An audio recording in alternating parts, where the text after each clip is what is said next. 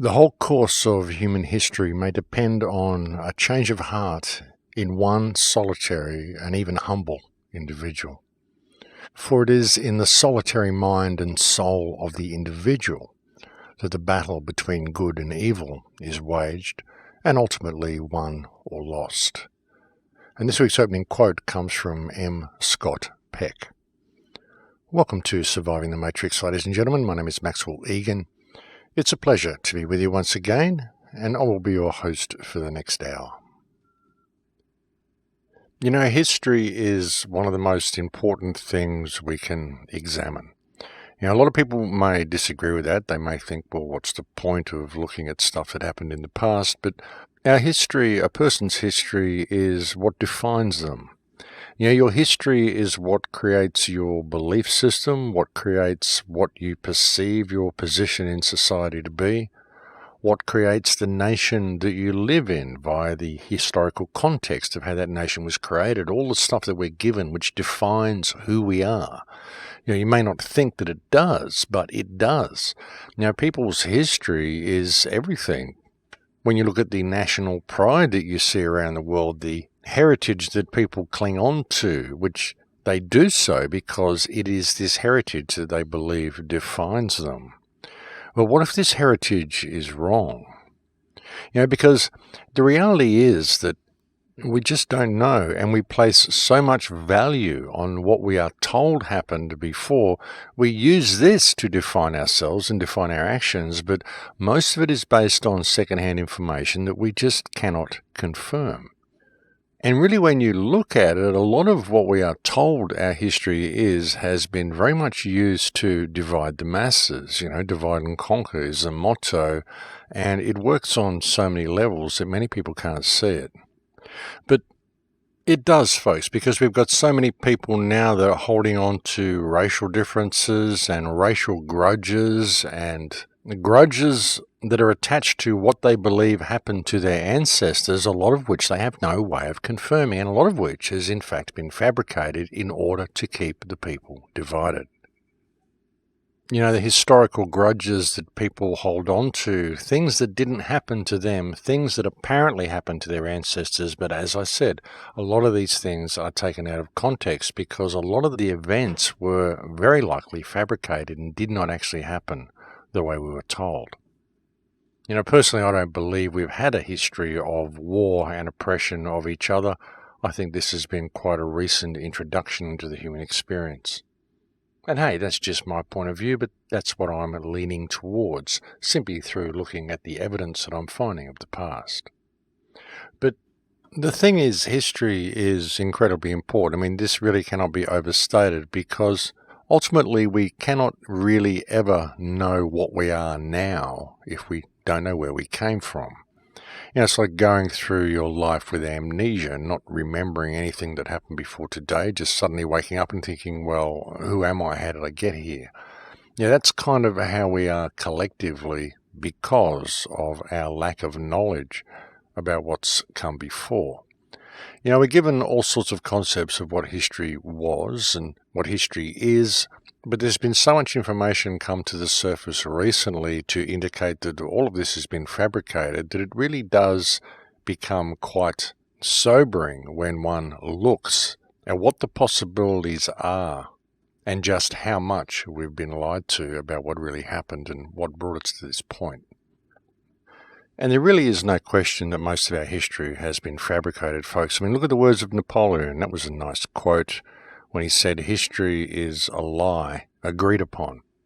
And, you know, we hear that and we think, oh, yeah, history is written by the winners. We know it's all a lie agreed upon. But how deep does the lie go? And how really, truly profound is this lie, folks? That's the question. Because some of the stuff that we're told happened and some of the stuff that exists from the past simply can't have happened the way we were told it did. And some of the artwork, some of the sculptures, some of the incredible stuff that's been left behind from past generations, and we're just told, oh, they were just master craftsmen. But some of the stuff is virtually impossible, folks. Some of the statues that you see in places such as Florence in Italy, and in the Basilica, and in all sorts of places, folks, there's statues and carvings that are simply impossible for us to have created. The paintings of Leonardo da Vinci are impossible for someone to have painted as well. I mean, I've gone through this before. The fact that Leonardo da Vinci's paintings actually cannot be painted because the paint is too thin. You can't actually get that many colours onto a canvas and have the paint remain that thin. It's only 2 microns thick. We can't even laser print colour at 2 microns thick. And yet Leonardo da Vinci was able to create these incredible works of art on silk, no less.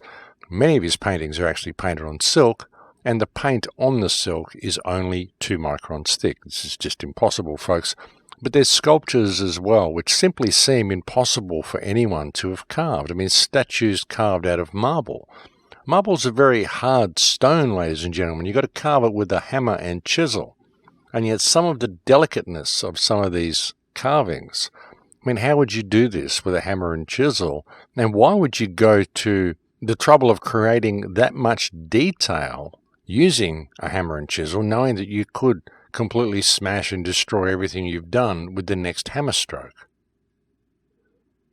I mean, no room for error whatsoever, ladies and gentlemen. One particular carving of a fisherman with a net, with an angel there.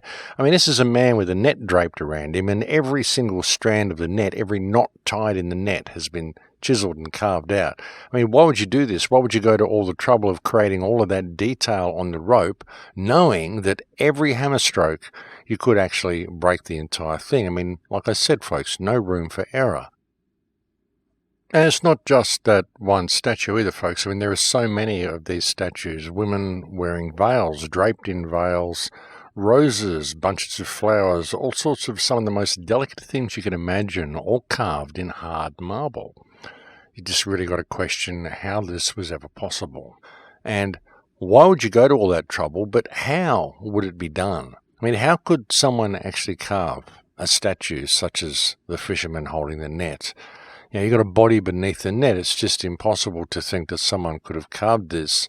And you start to question whether perhaps these statues were the result of some form of 3D printing that was able to use marble as a medium to achieve that printing.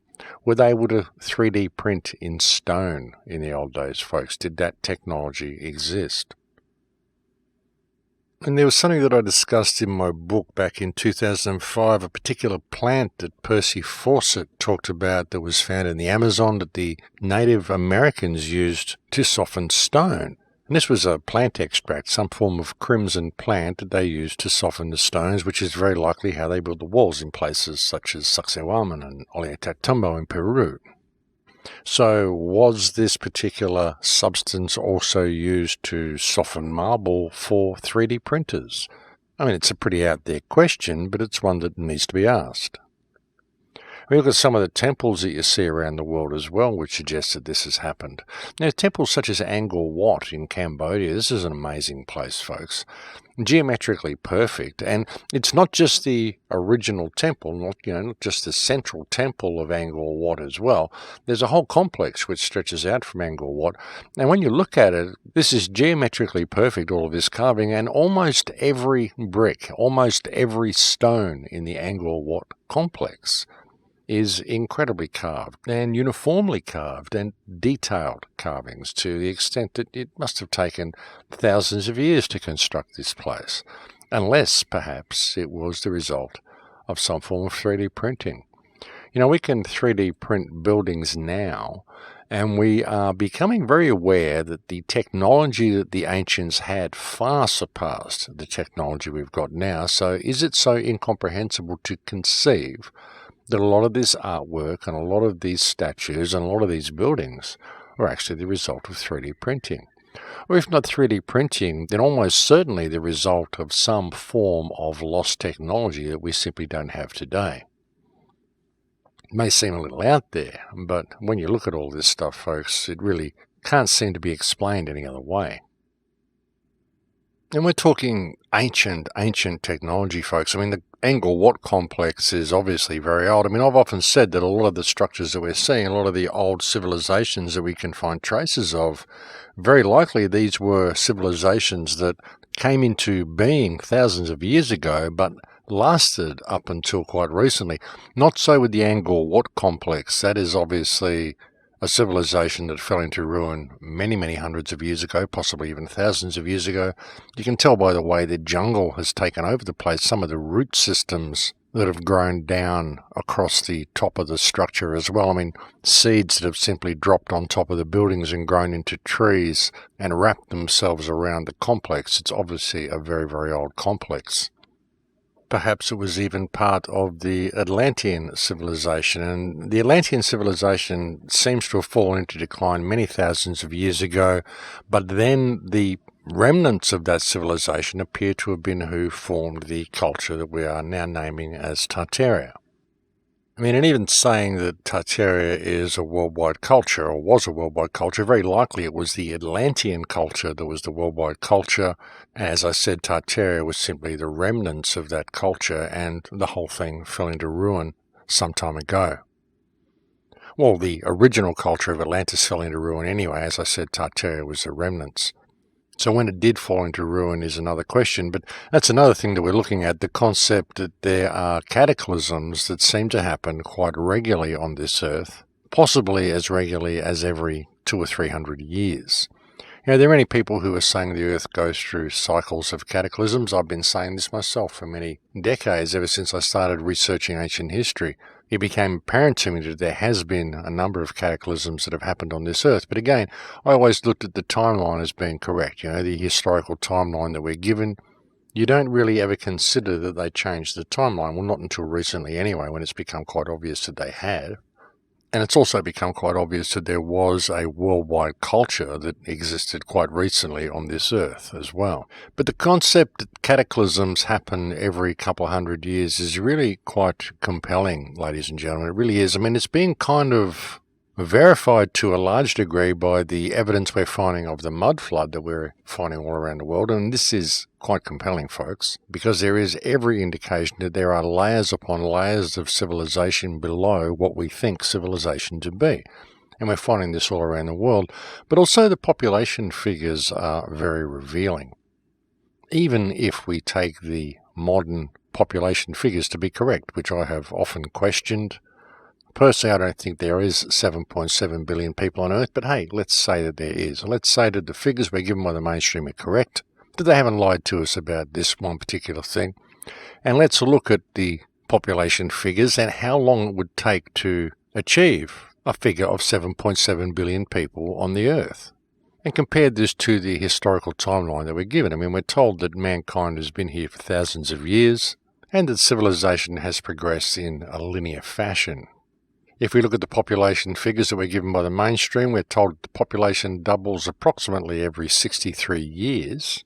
So if we look at the current population of 7.7 billion, what we're told the population is anyway, and we start tracing that back from around now, which we can call 2020 for the sake of ease of mathematics.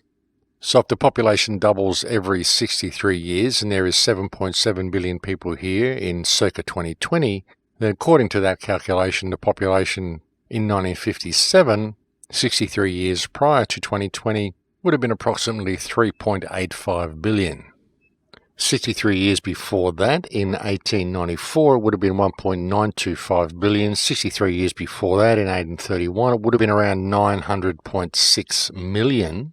63 years before that, around about 4.8, that's 1769, and then 63 years before in 1706, around about 2.4 million. In 1643, it would have been around 1.2 million. 1580, around about 600,000 people on the entire Earth.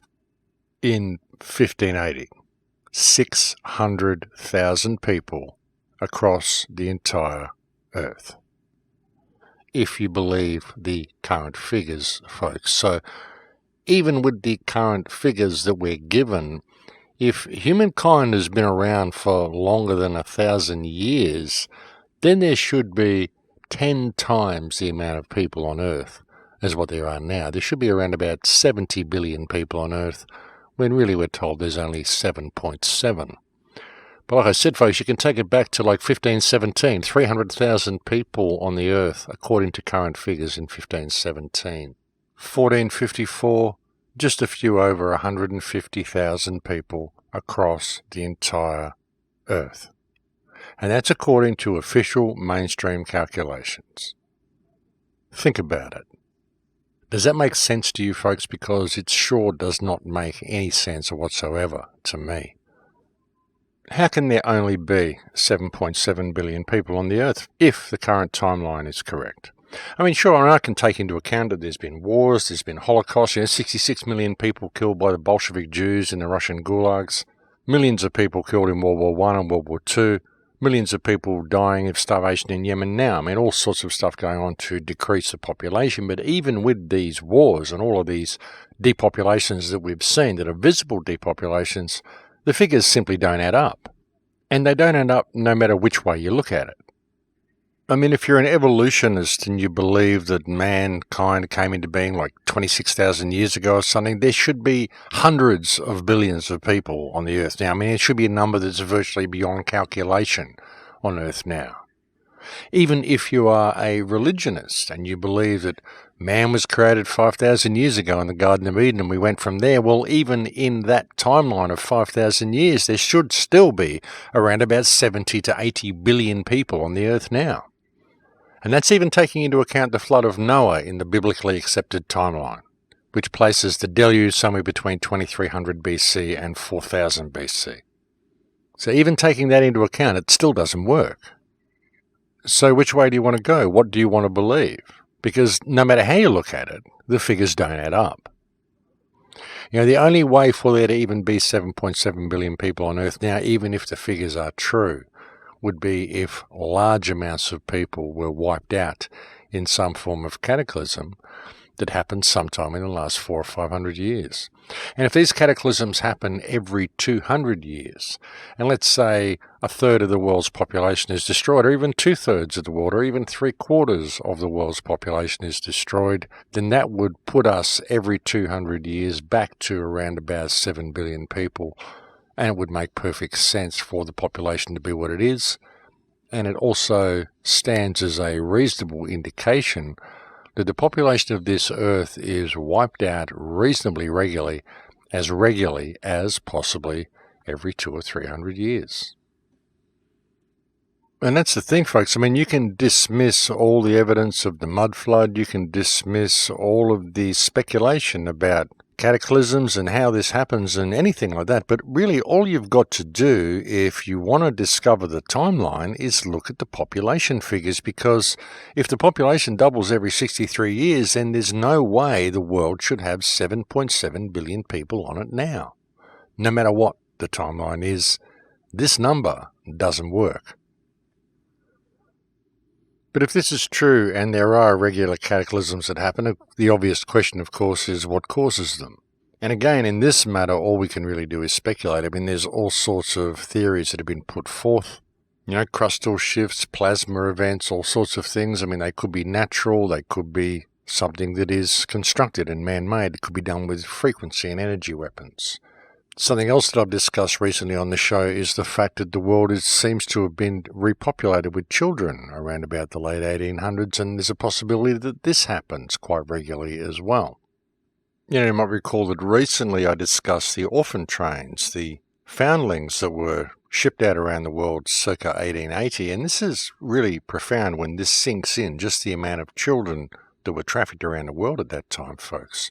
And I mentioned that on a show quite recently, entitled History is a Lie We've Been Set Up, and that show had the features limited by YouTube very quickly, and my computer was hacked straight after releasing that show, so that kind of made me think I was on the right path with that. But when it really sinks in the amount of children that were trafficked at that time and the concept of the mud flood, then things begin to make sense. And another question that I asked during that previous show was, why are most of the forests on the world only around about 200 years old? Most of the main forests on Earth, most of the trees on the Earth aren't any older than 200 years. I mean, there's little sections that are, but most of the forests, even the Amazon, is only 200 years old. So what happened to the trees before that time?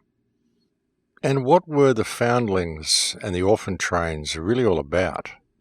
Repopulating the world with children, it's really a bizarre concept. And you'd question where these children come from. Well, very likely they come from the underground bases that we all know exist all over the earth.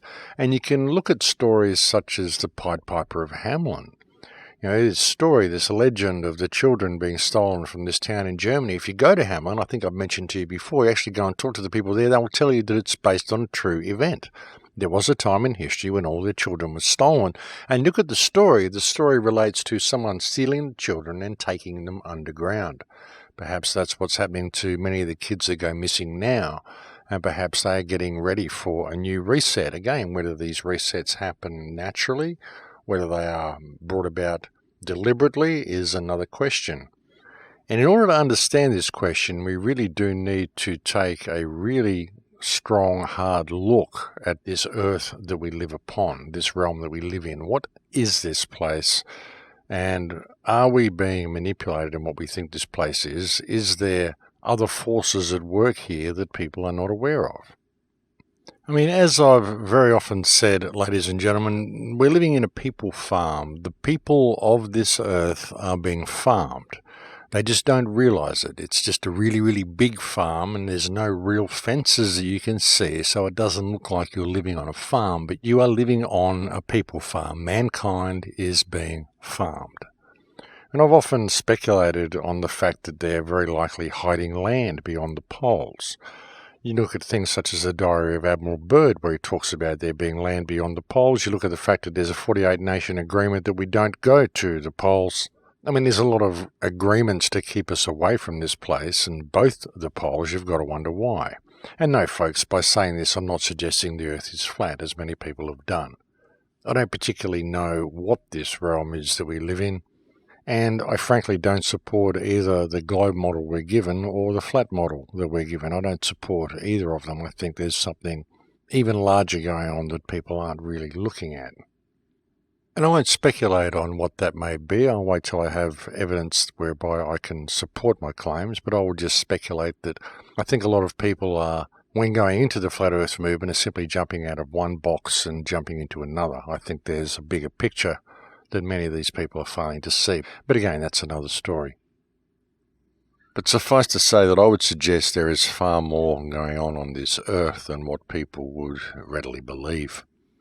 Thankfully, the information about Tartaria is getting out to a lot of people now. A lot of people seem to have picked up on this information. You'll find YouTube clips all over the place sharing this information. But of course, a lot of it is, again, speculation. A lot of people are putting their 2 cents in there, and they're not really investigating things properly. They're putting out their idea of what could have happened. But again, too many people are claiming fact on theory, and we don't know. And we really need to remain objective when looking at all of this information and be very careful about stating fact on whatever theories that we're coming up with. All we really know is that history is wrong. We know that there was this worldwide culture that existed because we can see the architecture all around the world. We know that the wars that have been fought recently have been fought under false pretenses. Most likely they were all wars to bring about the destruction of Tartaria, which we think probably happened around about 1600.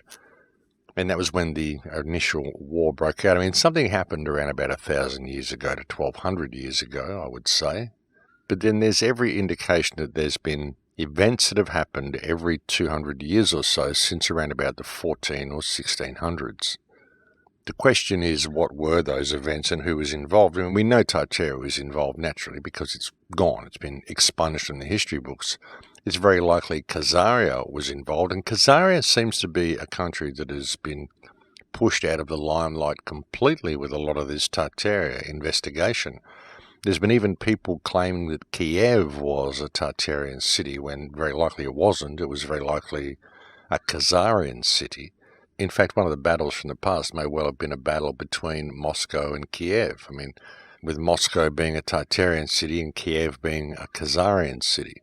But again, we just don't know, ladies and gentlemen. Well, one thing we do know, I mean, the Bolsheviks, we know that Bolshevism happened, and Bolshevism was very likely the remnants of the destruction of Tartaria, the last remnants of the place being wiped out. And we know the Bolsheviks were the Khazarians, and we know the Bolsheviks are who is in control of Israel today and who has infiltrated most of our governments. I mean, just the fact that most people don't know about Bolshevism shows just how much they are in control of the world today, folks. Because, we hear about Holocausts and we hear about mass murders and mass slaughters all the time, but we don't ever hear about the mass slaughter of Bolshevism.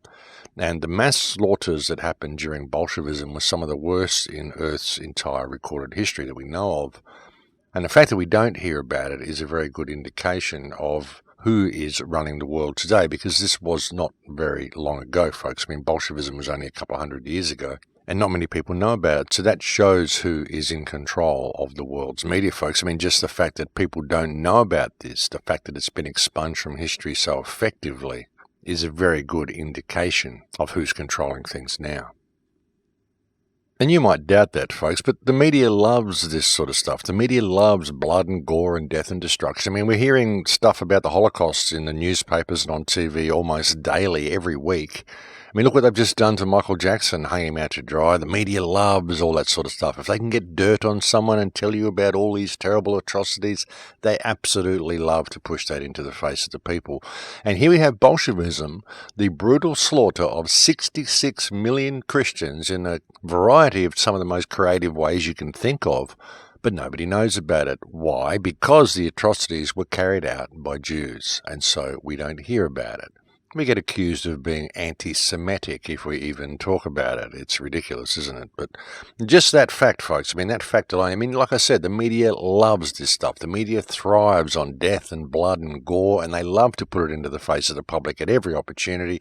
The fact that they're not doing it with Bolshevism shows that they really don't want people to know about it, because they are the ones who are in control of the world today.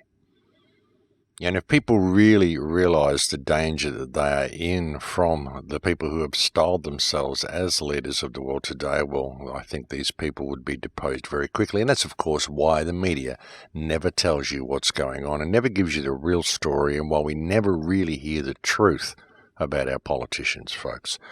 The fact of the matter is that they're all criminals, every last one of them. And all we see from our political arena is theatre for the masses, just to keep the people entertained and contained. But anyway, folks, I think we have reached break time here, so I better leave it there for now, and we'll go and have a break. Thank you for joining me on the air today. It's always a pleasure to have your company, and I'll be back to speak to you again in a few minutes.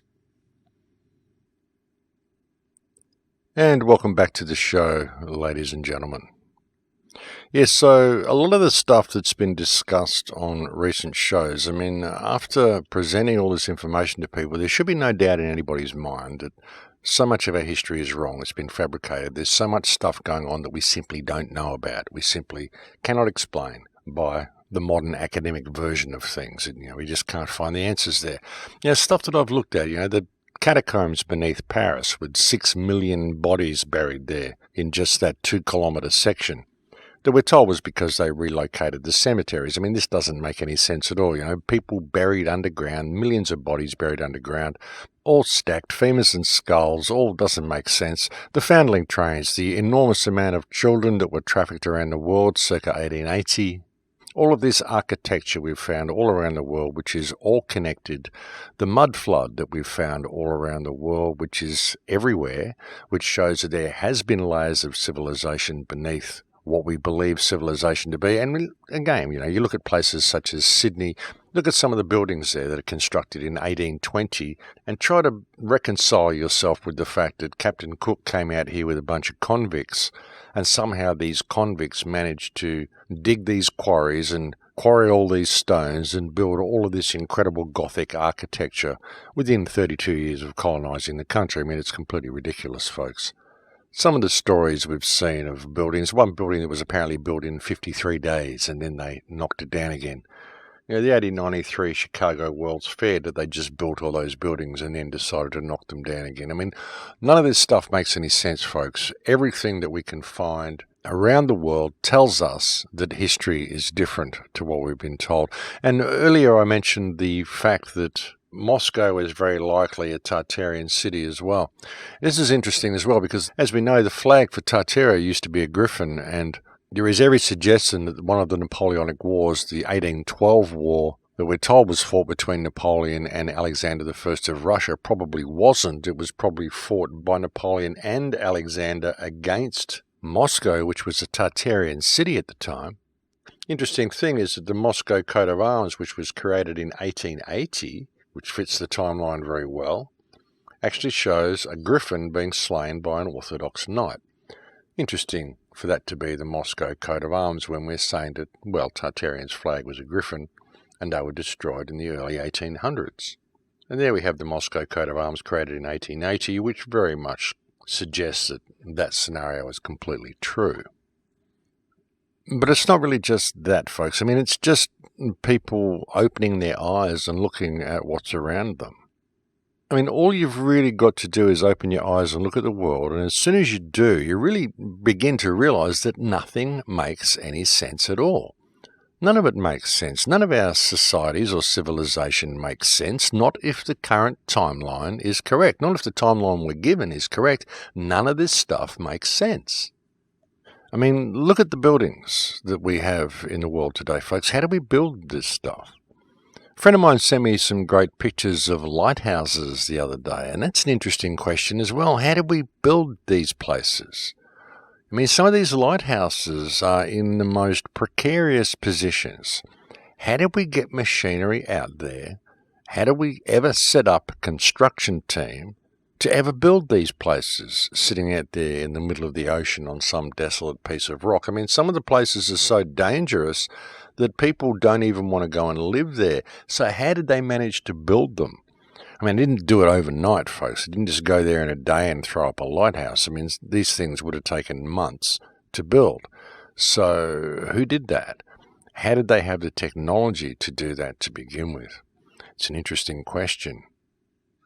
And it is, folks. It really is. I mean, go and find yourself a desolate rock in some out-of-the-way place in some avant-garde coastline and see if you can find yourself a contractor to go and build a lighthouse there using modern technology. See who you could find to do that and see who could actually do that using the technology we've got now. I mean, how did they ever build these things to begin with? You know, even when you look at the architecture, look at some of the ancient buildings, look at the churches and cathedrals, some of the Gothic architecture through Europe, even some of the Gothic architecture we find in our own cities, here in Australia, in New York, in LA, in San Francisco, all around the world. You know, how did we ever build any of these things? And if mankind has actually gone through this linear timeline, and we're supposed to be improving all the way through it, how did we lose all of this knowledge? Look at our buildings now. They're bland, lifeless, meaningless structures. Back then we used to build stuff artistically, and we simply don't have the skill to do it anymore. You know, mankind has been progressively dumbed down with each generation. We've become more and more stupid. More and more stupid simply because we've lost all of the skills of life that we had. More stupid because we've become more and more disconnected from nature, and so we've lost the innate abilities that we're supposed to have. You know, the magic that we once possessed. We've lost all of our artistic expression. We've lost our ability to do some of the incredible things that we used to do in the past. And really, what was the past, folks? I mean, we know that there was civilizations that were far surpassing ours. It's become more than abundantly clear that there was free energy in the past, and all of our societies ran on ethereal energy, which is the mirror opposite of what we're using now.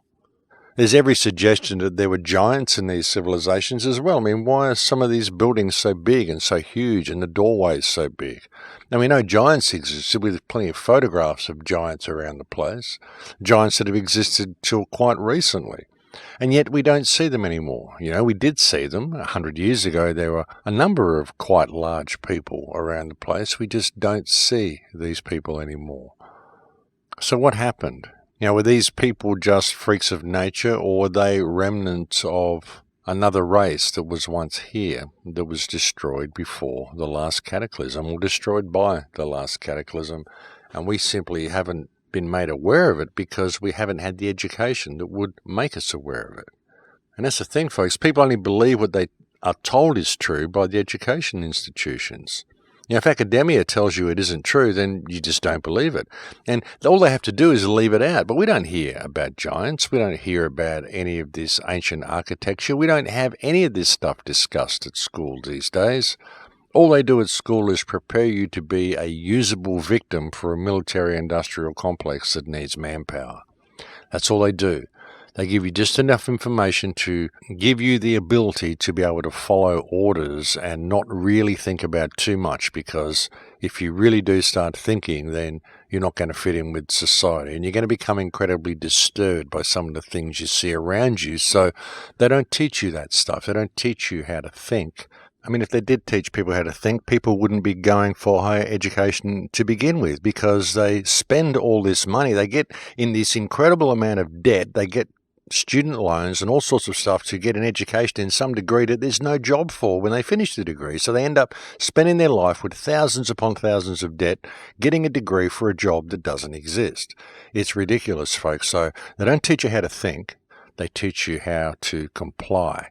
That's what the education system is all about. But really, it's all about control, folks. That's what it's all about. And really, that's what the awakening is people waking up to the control that they're under. I mean, when we talk of the awakening, it isn't that people are becoming enlightened and becoming aware of what the world really is, because none of us know what this world really is. We simply don't have access to the information to be able to form a valid opinion of what it is. All we know is what it isn't, and what it isn't is what we're being told. That is very obvious, and it's becoming more and more obvious by the day.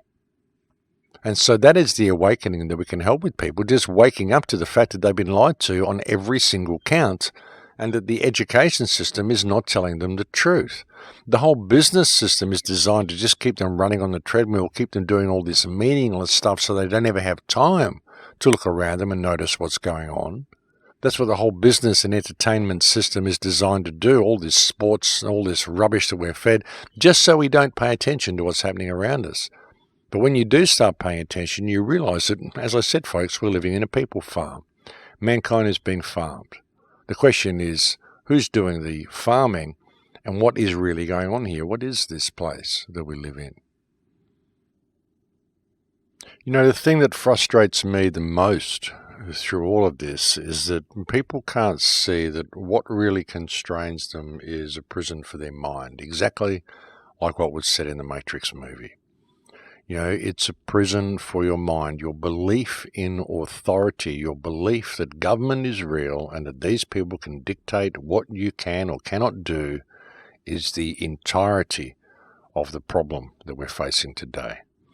You know, people's refusal to see the power in themselves, their willingness to blame everybody else around them for their predicament, the racial grudges, the historical grudges, the tension that we hold on to, which is not our own, stuff that has been programmed into us.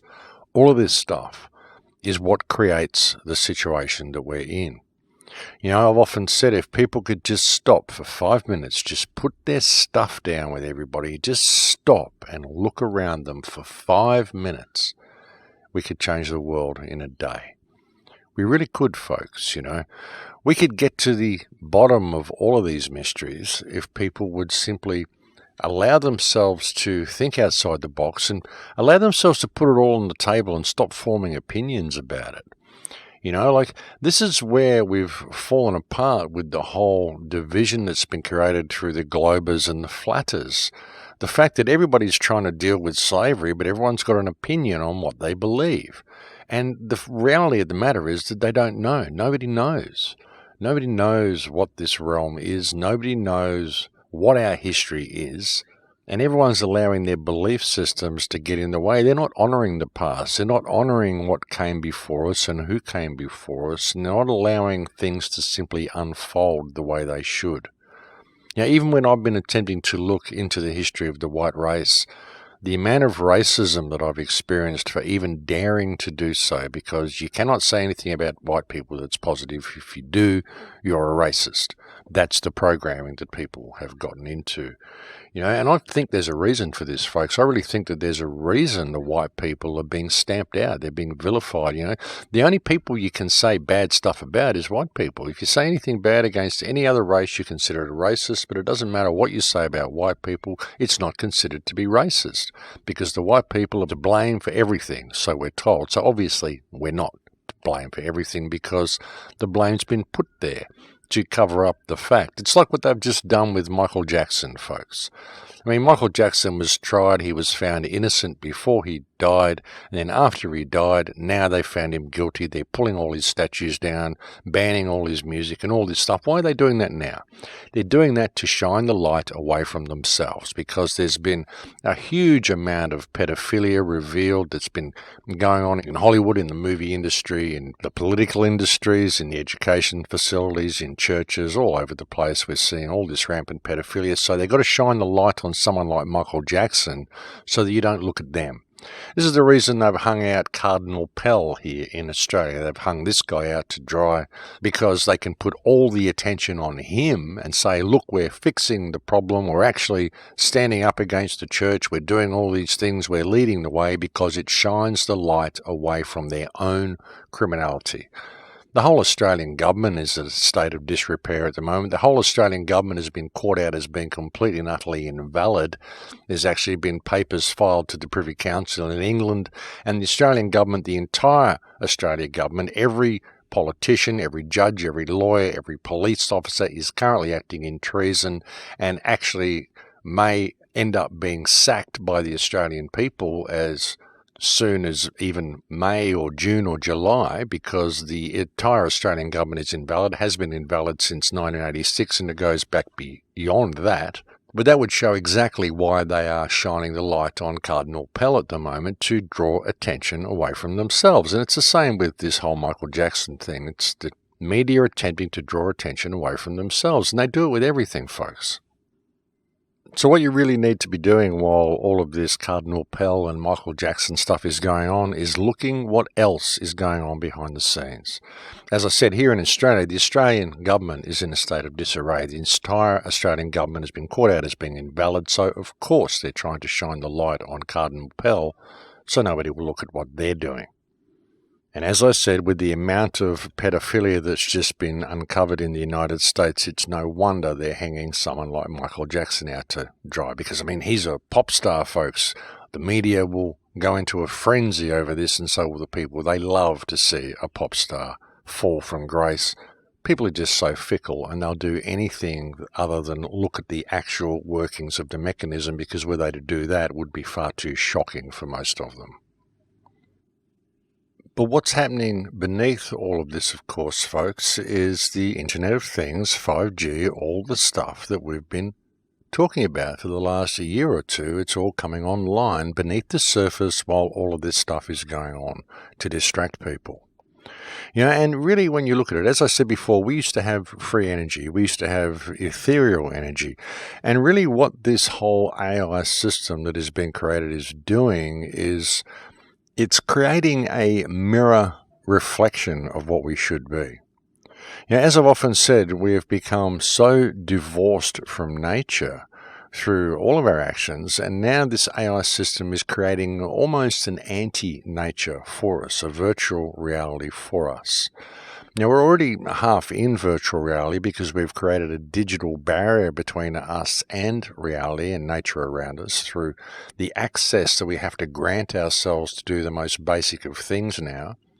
But when you bring it down to the concept of energy and what energy is, the fact that you are an energy being, we are all energy beings, we are electromagnetic expressions of consciousness is really what we are.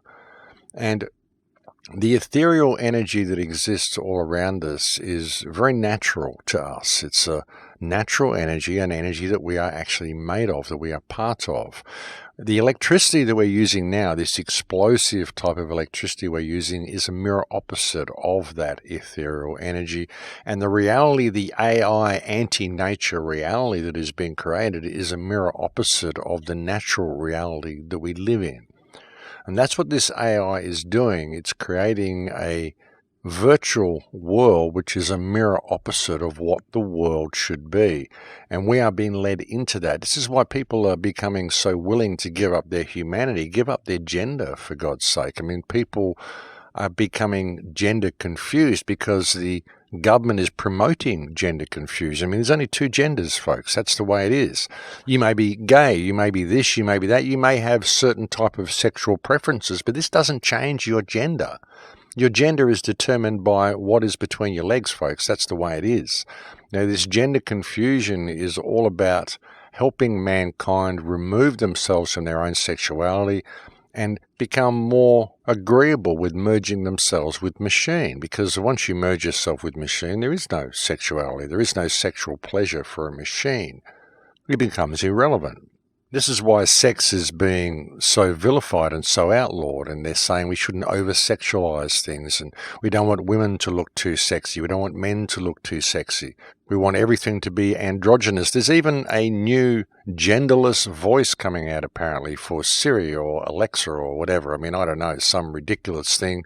They don't want it to sound like a male. They don't want it to sound like a female because they don't want to offend anybody. Well, if you don't want to offend anybody, why don't you just refer to humans as being humans and stop trying to pretend that there's more than two genders and stop trying to turn the world into a genderless world. That way you won't offend anybody. I mean, what they're promoting in people's minds, it's downright dangerous, folks, and it all leads towards depopulation. But, you know, we can look at all this stuff as adults. We can look at this stuff and we can think, wow, this is pretty weird, pretty sick stuff. But when you think this is what the kids are growing up into and they're being trained to think that this is normal behavior, they're being trained to think that this is normal thinking. And it's not normal thinking. It's creating gender confusion, which is essentially child abuse. I mean, these schools, these safe schools is what they're calling them, schools that are teaching gender fluidity, these schools are indulging in psychological abuse of children by promoting gender confusion. And this is all being promoted by government. This is how bad our education system and government systems become, folks. So, you know, we've got to look at this, and we've got to look at where we're being led, and we need to realize just how many things are being laid out before us to keep us distracted from what is happening all around us. You know, it's time we wake up to ourselves, folks. It's time we wake up to the fact that we are being played by this system. We're being played by government, and a lot of the people in there don't even know what they're doing. You know, the people like Tom Wheeler and all these people that are pushing 5G and pushing this whole Internet of Things out, they're doing so because they're greedy people. They think money's real. They think that they're going to be sitting on the top of the pile with billions of dollars and the whole world's going to be their oyster at that point. They don't realize that it's just this big game and it doesn't mean anything. Doesn't matter how much money you've got. You're still in a prison. That's just the way it is. So, you know, you can't really blame a lot of the people that are doing it because they're confused. They've got blinkers on. They're doing what they're programmed to do. What we have to do is realize what the solution is. And the solution is for us to step away from the system, us to realize just how much we're being played. You know, as I've often said, folks, if people could just sit back for 5 minutes and really look at things, just look at themselves and look at the world, look at the people around them, you know, we could quite literally change the world in a day. And I think we're getting to the point that it's becoming necessary to do that. I mean, it is. People can see it now. This is what the awakening is. Like I said, the awakening is people waking up to the fact that they're under control, but they get to that point and they don't know what to do about it. They think there has to be this movement launched or some big thing that's going to come along and save them. Some knight on a white charger is going to come riding into the scene and he's going to say, well, I'm going to take the world this direction now, and all we have to do is follow him and it's all going to be good. It's not about that. It's about us discovering ourselves. And the moment we do that, we can step away from this system en masse. We can simply say, no, we're not going to do this anymore because the whole thing is a fiction anyway. You know, the whole concept of authority is a fiction. Even the stuff that we're looking at with the Australian government being invalid and submissions to the Privy Council and all this sort of stuff. I mean, it's all very well, but it's all fiction anyway. None of it really means anything. It's all just fiction. Anything they wrote down on paper is just fiction, folks. It doesn't really mean anything. You know, it's us that's important. It's our magic. It's our connection to the world, our connection to nature, our connection to each other. That's what's important. You know, and it's realizing that we don't know.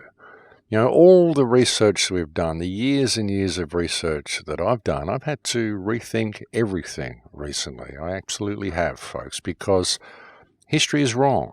Everything that I thought was true is not true. The world is a very different place to what we believe it is. And the fact of the matter is that nobody knows what the world is. But one thing we can confirm is that we're living in a people farm. Whatever shape or form that takes, we'll find out one day. But we have to stop arguing about it. And we have to really be prepared to look at things with an open mind.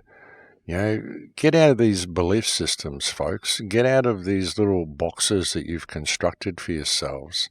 Start respecting people around you and just let the cards fall on the table and land where they may.